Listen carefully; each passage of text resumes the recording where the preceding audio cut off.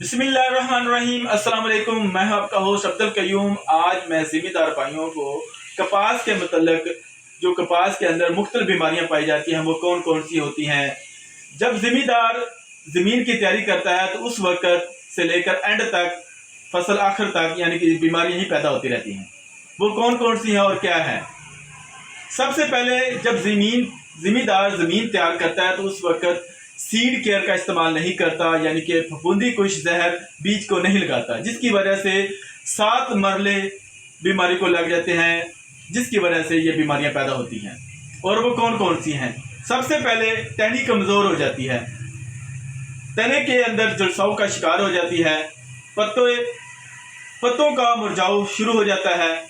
पत्ते मरोड़ वायरस एक अहम बीमारी है, इसका कंट्रोल इंतहाई मुश्किल हो जाता है, इसकी वजह से पैदावार में खातर कमी हो जाती है। जड़ों का गल जाना, टिंडों का गल जाना, पत्तों के अंदर सुराख हो जाना, पत्तों का स्या रंग हो जाना। अब हम बात करेंगे कपास के अंदर जो सुंडियां पाई जाती हैं वो कौन कौन सी हैं और इनका क्या काम है और इनकी पहचान क्या है। नंबर 1 गुलाबी सुंडी, लश्करी सुंडी, चितकबरी सुंडी और अमेरिकन सुंडी। बात करेंगे लश्करी सुंडी का तारफ, इसका क्या काम है, इसकी पहचान किस तरह करनी है और ये कब पैदा होती है, इनके लार्वे क्या काम करते हैं, अंडों से निकलते हैं, क्या करते हैं, ये आप बताऊंगा। कपास में लश्करी सुंडी का हमला मार्च से लेकर नवंबर तक जारी रहता है। अंडों से लार्वे पैदा होते हैं और लार्वे 3 से 5 दिन बाद निकलते हैं। ये लार्वे 2 से 3 हफ्ते तक खाना खाते रहते हैं।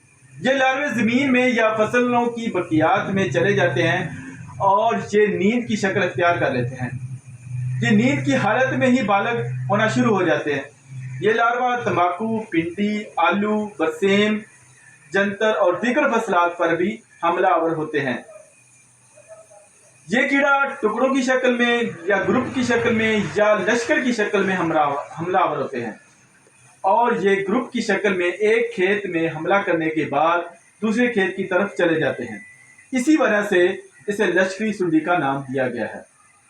अब हम बात करेंगे कंट्रोल, इस लश्करी सुंडी को कंट्रोल कैसे किया जाए, किन तरीकों के साथ इसको कंट्रोल करना चाहिए। 7 तरीके ऐसे हैं जिसको लश्करी सुंडी आसानी से इसको कंट्रोल किया जा सकता है।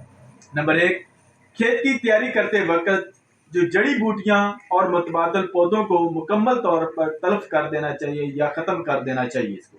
नंबर 2, सर्दियों के दौरान गहरा हल चलाएं ताकि ज़मीन से बाहर निकल आएं और इनको परिंदे खाना शुरू कर देंगे।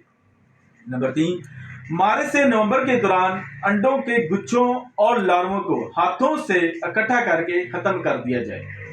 नंबर 4, जंतर को लश्करी सुंडी मुतबादल पौधे के तौर पर बहुत ज़्यादा पसंद करती है, चुनांचे अप्रैल के आखिर में जंतर काश करके कपास की फसल को लश्करी सुंडी की मुकम्मल तौर पर रोका जा सकता है। नंबर 5, फसल की बर्दाश्त के बाद जो फसल की बाकियात को खेत से दूर ले जाकर इसको जलाया जा सकता है।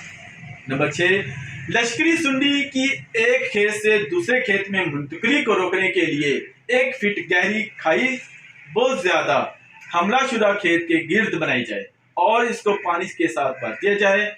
पानी से भर देने से सुंडियों की मुंतकिली पर काबू पाया जा सकता है। नंबर 7, जुलाई में बाजरा काश्त किया जाए ताकि परिंदे इसको खाएं। खाने के बाद ये परिंदे कपास पर हमलावर सुंडियों को अपनी खुराक बना लेंगे। गुलाबी सुंडी, चितकबरी सुंडी और अमेरिकन सुंडी अगली वीडियो में मैं बताऊंगा इनके काम और इनकी पहचान किस तरह करेंगे। बहुत शुक्रिया। अल्लाह।